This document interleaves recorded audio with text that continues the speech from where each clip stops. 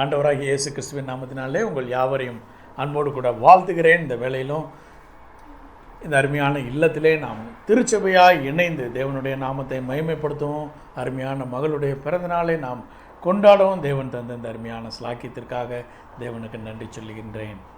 மல்கியா தீர்க்கதரிசியின் புஸ்தகம் 3ஆம் அதிகாரம் 10வது வசனம். Can anyone read Malachi chapter 3 verse 10? என் ஆலயத்தில் ஆகாரம் உண்டாயிருக்கும்படி தசம பாகங்களை எல்லாம் பண்டசாலையிலே கொண்டு வாருங்கள். அப்பொழுது நான் வானத்தின் பலகணிகளை திறந்து இடங்கொள்ளாமல் போகுமட்டும் உங்கள் மேல் ஆசீர்வாதத்தை வருஷிக்க மாட்டேனோ வென்று அதனால் என்னை சோதித்து பாருங்கள். அதனாலே என்னை சோதித்து பாருங்கள். இந்த வசனத்தில் 2 பாட்டு இருக்குது. ஒரு முதல் பாட்டு என்னது? தசம பாகம். அடுத்த பாட்டு வானத்தின் பலகணிகள். தசம பாகம் பழைய ஏற்பாட்டின் முறைமையாக இருக்கிறது. புதிய ஏற்பாட்டில் என்ன வலியுறுத்தப்படுகிறது? உற்சாகமாய் கொடுக்க வேண்டும். வருத்தத்தோடும் இல்லை, கட்டாயமாகவும் இல்லை, உற்சாகமாய் கொடுக்குற இடத்துல கர்த்தர் மனமகிழ்ச்சியாக இருக்கிறார். நம்ம அந்த காணிக்கையை குறித்து இந்த நாளில் நம்ம தியானிக்க போகிறதில்ல. அதனுடைய செகண்ட் பார்ட், வானத்தின் பலகணிகளை திறந்து கர்த்தர் இடம் கொள்ளாமல் போகும் மட்டும் கர்த்தர் ஆசீர்வதிப்பார். இப்போ வானத்தின் பலகணிகள் அப்படின்னா என்ன என்று சொல்லி நாம் தியானிக்க போகின்றோம். வானத்தின் பலகணிகள் என்று சொன்னால் என்ன என்று சொல்லி நாம் தியானிக்க போகின்றோம். ஆங்கிலத்தில் விதமாக சொல்லப்பட்டிருக்கிறது விண்டோஸ் ஆஃப் ஹெவன் என்று சொல்லி எழுதப்பட்டிருக்கிறது. தமிழில் ஆனால் அதை என்னது? வானத்தின் பலகணிகள் என்று சொல்லி சில இடங்களில் எழுதப்பட்டிருக்கிறது. சில இடங்களில் என்ன எழுதப்பட்டிருக்கிறது? வானத்தின் ஜன்னல் என்று சொல்லப்பட்டிருக்கிறது. சில இடங்களில் வானத்தின் மதகுகள் என்று சொல்லப்பட்டிருக்கிறது. ஆனால் ஆங்கில வேதாகம் மிக தெளிவாக சொல்கிறது அது என்னது? விண்டோஸ் ஆஃப் ஹெவன் என்று சொல்லி. அப்போ கர்த்தர் ஒருவரை ஆசீர்வதிக்க வேண்டுமே ஆனால் வானத்தின் பலகணிகளை, விண்டோஸ் ஆஃப் ஹெவனை திறந்து ஆசீர்வதிப்பார். வானத்தின் பலகணிகளை திறந்து இடம் கொள்ளாமல் போகும் மட்டும் தேவன் ஆசீர்வதிப்பார் என்று சொல்லி. இப்போ இந்த ஜன்னல் அப்படிங்கிற முதல் வேர்டு, விண்டோ அப்படிங்கிற முதல் வேர்டு வேதாகமத்தில் எங்கே இருக்குன்னா, ஆதியாகமம் 6ஆம் அதிகாரம் 16வது வசனத்தில் கர்த்தர் சொல்கிறார் நோவாவை பார்த்து, நீ ஒரு பேழையை உண்டு பண்ணு, அந்த பேழையில் என்ன இருக்கணும்னா விண்டோ இருக்கணும் என்று சொல்லி. யாராவது வாசிப்போமா? ஆதியாகமம் 6ஆம் அதிகாரம் 16வது வசனம். நீ பேழைக்கு ஒரு ஜன்னல் உண்டு பண்ணி மேல்தட்டுக்கு ஒரு முழத்தாழ்த்தியிலே அதை செய்து முடித்து பேழையின் கதவை அது பக்கத்தில் வைத்து கீழ் அறைகளையும் 2ஆம் தட்டின் அறைகளையும் 3ஆம் தட்டின் அறைகளையும் பண்ண வேண்டும். இப்போ கர்த்தர் என்ன சொல்றாரு? முதல் முறையாக வேதாகமத்தில் சொல்றாரு, யூ மேக் எ விண்டோ அப்படிங்கிறார். பக்கத்தில் என்ன செய்யணுமா? டோரும் பண்ணணும். ஏன் 2 டோர் வச்சிருக்கலாம்ல? ஏன் ஒரு டோரையும் ஒரு விண்டோவும் கர்த்தர் ஏன் வைக்க வேண்டும்? அப்போ அந்த விண்டோ எதையோ ஒன்று சிக்னிஃபை பண்ணுது. அது என்ன சிக்னிஃபை பண்ணுது அப்படிங்கிறத நம்ம பார்க்க போகிறோம். இப்போ முதலாவதாக ஒரு கதவை கர்த்தர் சொன்னார்ல, கதவை வைன்னு சொல்லி. அந்த கதவை ஆப்ரேட் பண்ணது யாருன்னு சொன்னால், யார் ஆப்ரேட் பண்ணா? 7ஆம் அதிகாரம் 16வது வசனத்தின் கடைசி பகுதி. ஆதியாகமம் 7ஆம் அதிகாரம் 16வது வசனத்தின் கடைசி பகுதி. கதவை அடைத்தார். அப்போ கதவை ஆப்ரேட் பண்ணுறது யாரு? கர்த்தர் ஆப்ரேட் பண்ணுறாரு. அப்போ கர்த்தர் கதவை அடைச்சிட்டாரு. ஆனால் விண்டோவோடைய கண்ட்ரோலை யார்கிட்ட கொடுத்துருக்கிறாரு? நோவா கையில் கொடுத்துருக்காரு. அப்போ whenever he wants he can open, whenever he doesn't want he can close it also. So அந்த விண்டோவை நோவாவினுடைய கண்ட்ரோலில் கொடுத்துட்டாரு, நீ ஆப்ரேட் பண்ணு என்று சொல்லி. அப்போ அந்த விண்டோ என்பது நம்முடைய கைகளிலே கொடுக்கப்பட்ட ஒரு காரியம். அதை நீங்களும் நானும் திறந்தால் தேவனுடைய ஆசீர்வாதத்தை பெற்றுக்கொள்ள முடியும். பழைய ஏற்பாட்டு முறைகள் என்னென்னா, அதுக்கு தசம பாகம் செலுத்தினாதான் நம்ம அந்த ஆசீர்வாதத்தை பெற்றுக்கொள்ள முடியும். ஆனால் புதிய ஏற்பாட்டில் அப்படி கிடையாது. இப்போ புதிய ஏற்பாட்டில் ஆஃபரிங் என்று சொன்னால் நாமே கர்த்தரிடத்தில் ஆஃபரிங் கொடுக்கணும். நம்முடைய பணத்தை அல்ல கர்த்தர் விரும்புகிறது, உங்களையும் என்னையும். நீங்களும் நானும் தேவனிடத்தில் கொடுத்தோம்னா கர்த்தர் அப்போ பணம் கொடுக்கறது ரொம்ப ஈஸியாயிரும் இல்லை?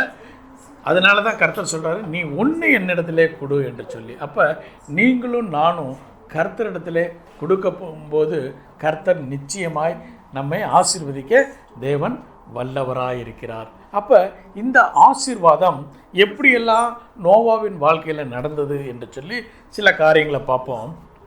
8ஆம் அதிகாரம், ஆதியாகமும் 8ஆம் அதிகாரம் 7வது வசனத்தில் எதுக்காக நோவா இந்த ஜன்னலை உபயோகப்படுத்தினார் என்று சொல்லி பார்ப்போம். ஆதியாகமும் 8ஆம் அதிகாரம் 7வது வசனம். ஒரு காகத்தை வெளியே விட்டான், அது புறப்பட்டு பூமியின் மேல் இருந்த ஜலம் வற்றி போகும் வரைக்கும் போகிறதும் வருகிறதுமா இருந்தது. அப்போ இந்த காகம் எதை அடையாளப்படுத்துகிறது? நம்ம ஏற்கனவே பார்த்தோம், சத்துருவானவனை அடையாளப்படுத்துகிறது.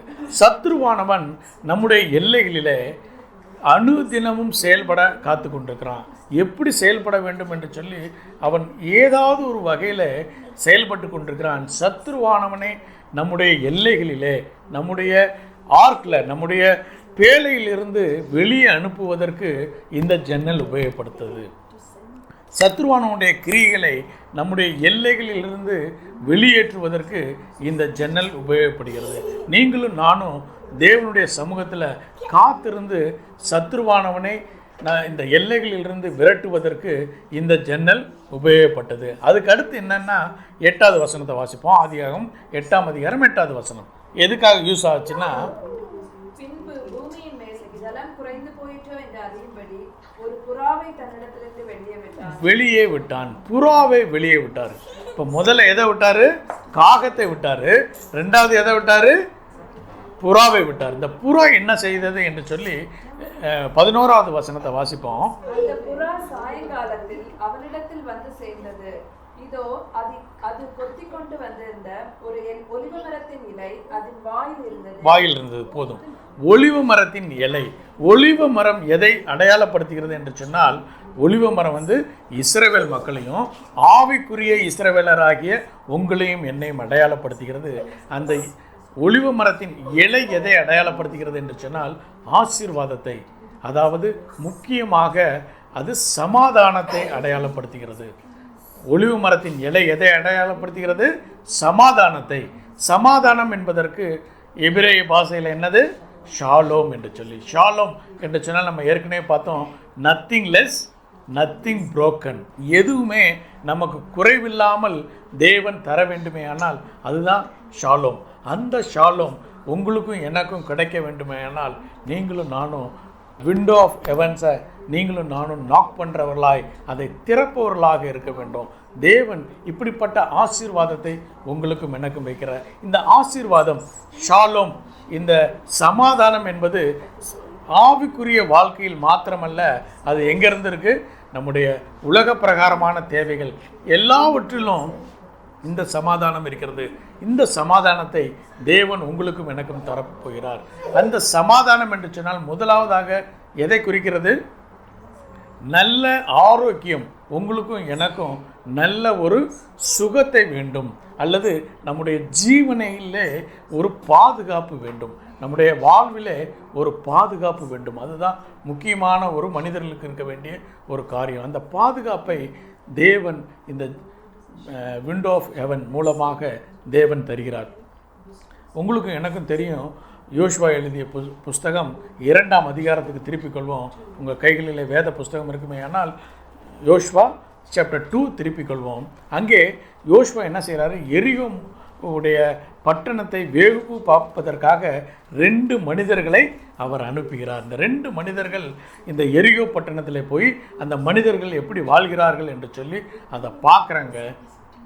பார்த்துட்டு என்ன நடக்குது என்று சொன்னால், என்ன நடக்குது? அது அந்த மெசேஜ் யாருக்கு போகுது? எரிகோவின் ராஜாவுக்கு போகிறது. ராஜாவுக்கு போன உடனே அவர் என்ன செய்கிறாரு? இந்த 2 பேரையும் கொல்ல வேண்டும் என்று சொல்லி அவர் எத்தனிக்கின்றார். வாசிப்போம். யோசுவா புஸ்தகம் 2ஆம் அதிகாரம் 7வது வசனத்தை வாசிப்போம். அந்த மனுஷர் யோர்தானுக்கு போகிற வழியில் துறைகள் மட்டும் அவர்களை தேட போனார்கள். அவர்களை தேடுகிறவர்கள் புறப்பட்ட உடனே வாசல் அடைக்கப்பட்டது. இப்போ என்ன ஆயிடுச்சு? இவங்க எங்க இருக்காங்க? எரியோக்குள்ள இருக்காங்க. இப்போ வாசல் என்ன செய்யப்பட்டது? அடைக்கப்பட்டது. Door has been closed. இப்போ இவங்க வெளியே போக முடியாது. இவர்களை தேடிக்கொண்டிருக்கிறார்கள். இப்படி அவர்களுக்கு மரணம் நியமிக்கப்படுகிறது. இருக்கிறவங்க உள்ளே வர முடியாது, உள்ளே இருக்கவங்க வெளியே போக முடியாது, டோர் க்ளோஸ் ஆயிடுச்சு. இப்போ இவர்களுடைய உயிர் என்ன ஆயிடுச்சு, உயிர் எப்படி போகும் அப்படின்னு சொல்லி பயம் வந்தது.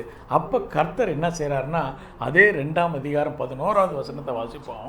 கேள்விப்பட்ட போது எங்கள் இருதயம் கரைந்து போயிற்று, உங்களாலே எல்லாருடைய தைரியமும் அற்று போயிற்று. இது யார் சொல்றா? ராகாப் சொல்றாங்க.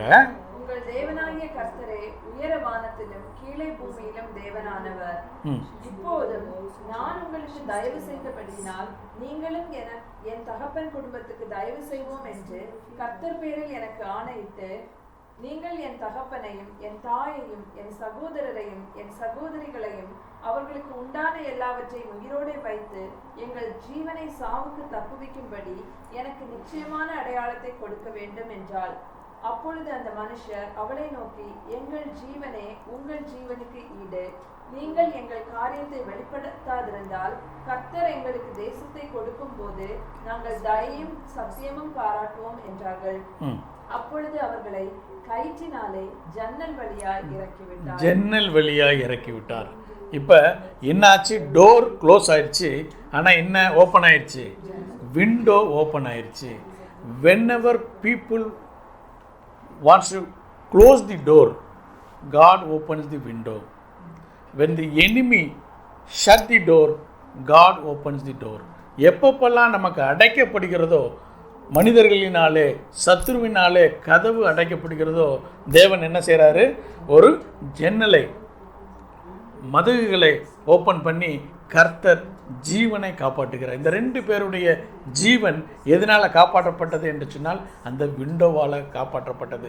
அப்படியாக நம்முடைய ஜீவனை காப்பாற்றுகிறவர் சத்ருவானுடைய சகல கிரியை நம்மை விட்டு அகற்றி நம்முடைய ஜீவனை தேவன் காப்பாற்ற வல்லவராக இருக்கிறார். அது மாத்திரம் அல்ல, தாவீதின் வாழ்க்கையில் பார்க்கும்போது தாவீதின் வாழ்க்கையிலும் இப்படிப்பட்ட ஒரு சம்பவம் நடந்தது.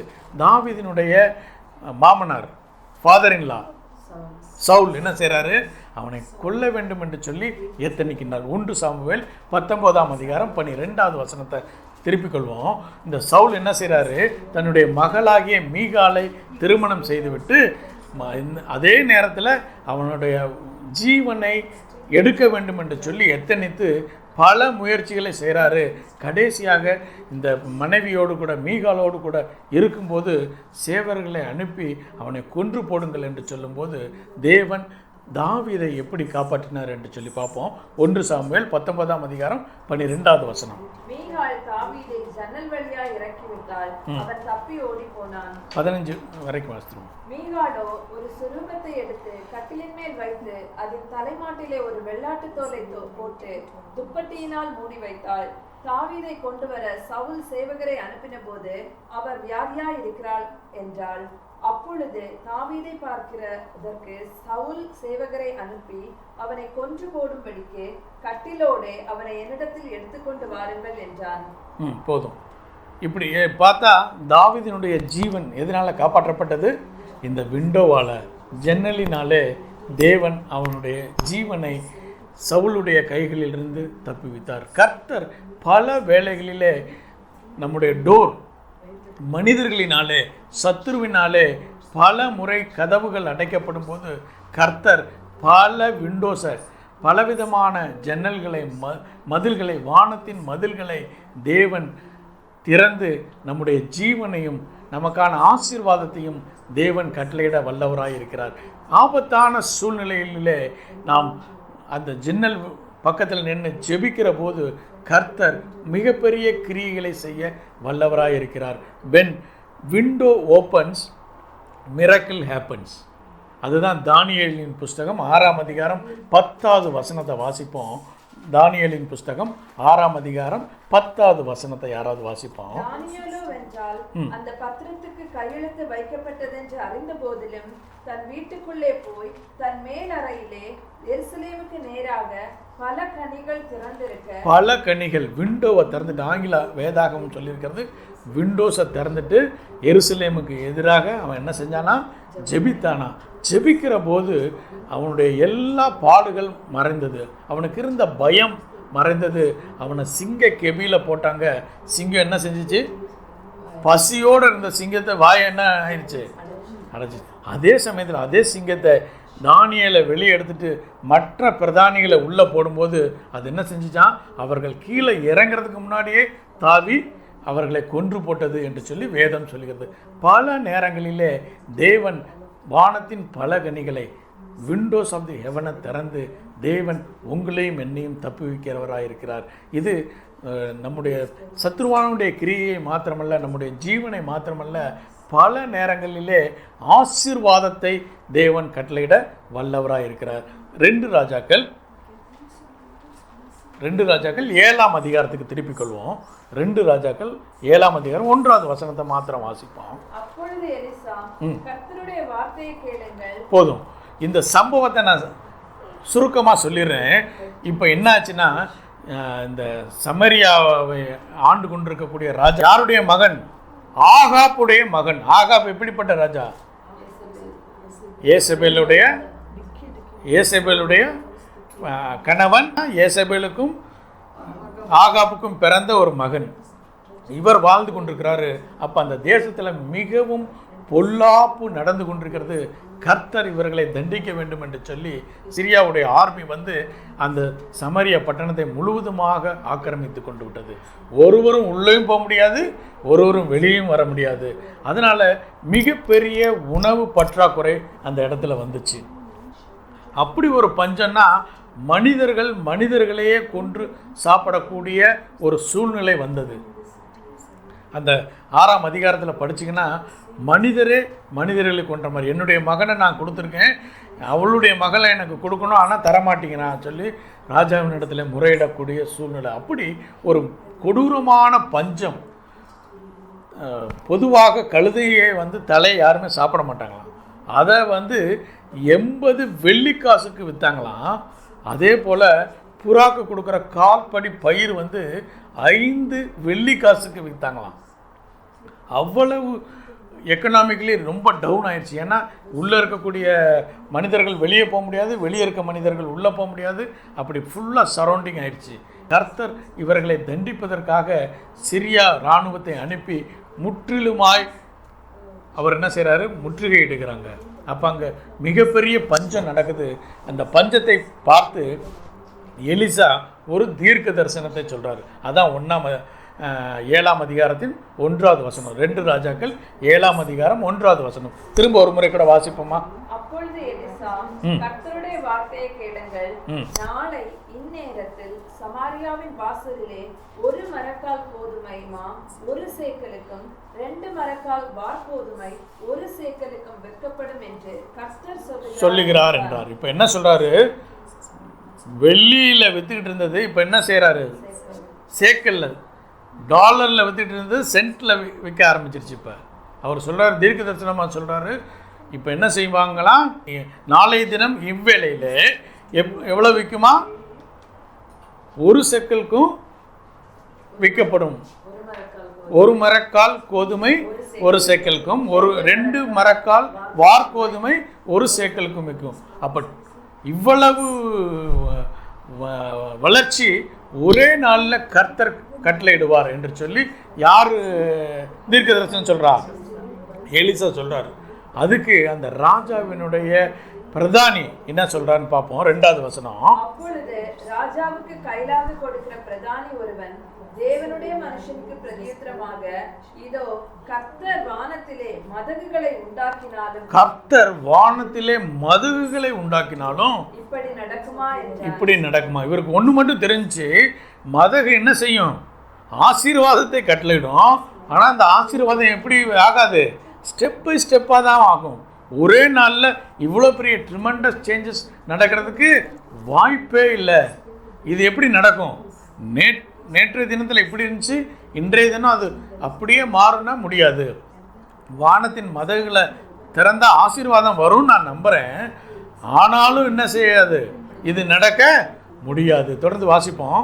அப்போ எலிசா என்ன சொல்கிறாரு? அதற்கு அவன், உன்னுடைய கண்களினாலே அதை காண்பாய், ஆனாலும் அதிலே சாப்பிட மாட்டாய் என்றான். எலிசா என்ன சொல்கிறாரு?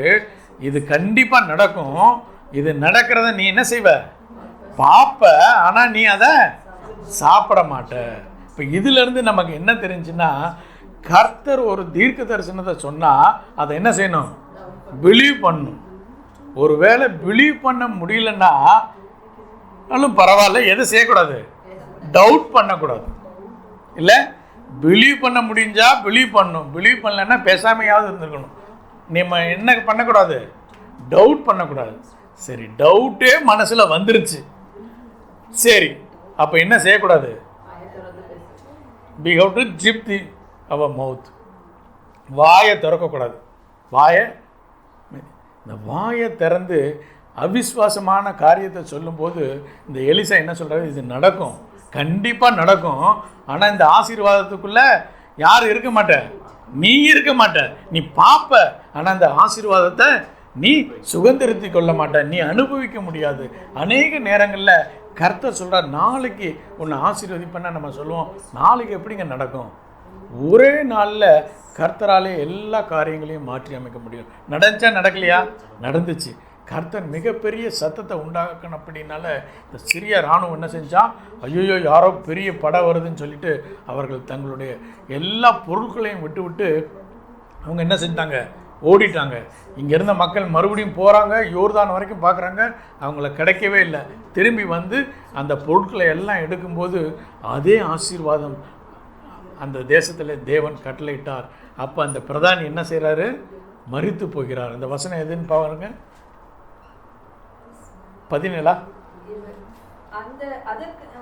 அந்த பிரகாரமாகத்தானே அவனுக்கு நடந்தது. ஒலிமுக வாசலிலே ஜனங்கள் அவனை நெருக்கி மிதித்ததினாலே அவன் செத்து போனான். அப்போ அந்த ஆசீர்வாதத்தை அவன் பார்க்குறான், ஆனால் சுதந்திரத்துக் கொள்ள முடியாது. அநேக நேரங்களில் கர்த்தர் சொல்கிறாரு, உன்னை நான் ஆசீர்வதிப்பேன், நாளைய தினம் உன்னை ஆசீர்வதிப்பேன்னா நம்ம என்ன சொல்கிறோம்? நாளைக்குள்ளே எப்படிங்க மிராக்கிள் நடக்கும் அப்படின்னு.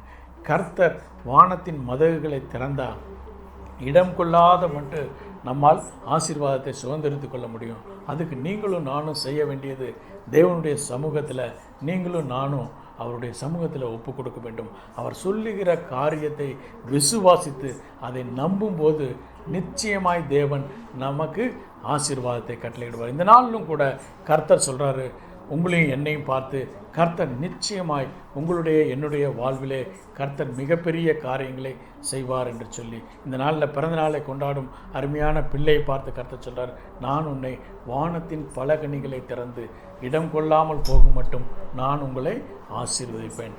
இந்த வசனம் இந்த குடும்பத்தாருக்கு மாத்திரமல்ல, இந்த இடத்துல வந்திருக்கக்கூடிய நம் அனைவருக்கும் கர்த்தர் சொல்கிறாரு, வானத்தின் கதவுகளை, வானத்தின் மதகுகளை, வானத்தின் விண்டோஸை, வானத்தின் ஜன்னல்களை திறந்து உங்களை நான் ஆசீர்வதிப்பேன். எப்படி ஆசீர்வதிப்பேன்னா, சத்துருவானுடைய கிரியையிலிருந்து உங்களையும் உங்கள் குடும்பத்தையும் நான் பாதுகாத்து கொள்வேன். உங்களையும் எனக்கும் இருக்கக்கூடிய லைஃப் த்ரெட் எல்லாவற்றையும் தேவன் நம்மை விட்டு நீக்குவார். நமக்கு ஆசீர்வாதத்தை, உலக பிரகாரமான ஆசீர்வாதத்தை தேவன் தர வல்லவராக இருக்கிறார். வானத்தின் மதகுகள் திறந்தால் ஒரே நாளில் எல்லா காரியங்களையும் மாற்ற முடியும். அதை நீங்களும் நானும் விசுவாசிக்க வேண்டும். ஒருவேளை இந்த ராஜாவினுடைய பிரதானியைப் போல இது எப்படி நடக்கும்னு சொல்லி அவிசுவாசித்தா நம்முடைய வாழ்க்கையில் நடக்காது. நீங்களும் நானும் அதை விசுவாசிக்கும் போது கர்த்தர் நிச்சயமாய் உங்களுடைய என்னுடைய வாழ்க்கையிலே கர்த்தர் பெரிய ஆசீர்வாதத்தை, அதுவும் இடம் கொள்ளா மட்டும் உங்களை ஆசீர்வதிப்பார். கர்த்தருடைய சமாதானம் உலகத்தின் சமாதானம் அல்ல, தேவனுடைய சமாதானத்தை உங்களுக்கும் எனக்கும், உங்களுடைய குடும்பத்திற்கும் என்னுடைய குடும்பத்திற்கும், நம்முடைய பிள்ளைகளின் வாழ்விலும், நம்முடைய வாழ்க்கையிலே எல்லா எல்லைகளிலும் அபண்டன்ஸ் கர்த்தர் கட்டளையிட வல்லவராக இருக்கிறார். கண்களை மூடி தேவனுடைய சமூகத்தை நோக்கி பார்ப்போம்.